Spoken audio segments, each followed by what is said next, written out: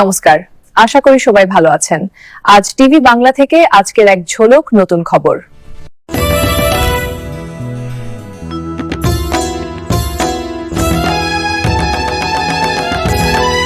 এক ফ্রেমে শুভশ্রী মেসি, শহরের বুকে এক স্মরণীয় মুহূর্ত। 13ই ডিসেম্বর ভোর রাতে কলকাতায় পা রাখেন ফুটবলের রাজপুত্র লিওনেল মেসি। যুবভারতী ক্রীড়াঙ্গনে তাকে এক ঝলক দেখার স্বপ্ন পূরণ হয় হাজার হাজার ফুটবল প্রেমী।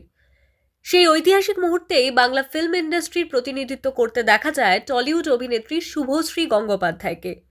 মেসির সঙ্গে ছবি তুলে তা সোশ্যাল মিডিয়ায় শেয়ার করেন শুভশ্রী। ক্যাপশনে তিনি লেখেন, বাংলা ফিল্মকে মেসির সামনে রিপ্রেজেন্ট করার সুযোগ পেলাম। মুহূর্তের মধ্যেই ভাইরাল হয়ে যায় সেই ছবি। যুবভারতীতে এদিন ধূসর রঙের top, long skirt, pencil heel ও সানগ্লাসে ন্যূনতম অথচ স্টাইলিশ লুকে ধরা দেন অভিনেত্রী।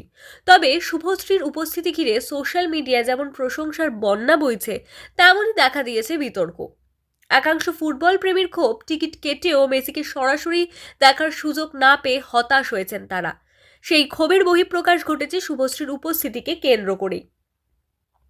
সব মিলিয়ে মেসির কলকাতা সফর গর্বের মুহূর্তের পাশাপাশি বিতর্কেরও সঙ্গে নিয়ে এলো। আজকের খবর এখানেই শেষ। কেমন লাগলো জানাবেন, সাবস্ক্রাইব ও শেয়ার করবেন। আপনারা ভালো থাকবেন।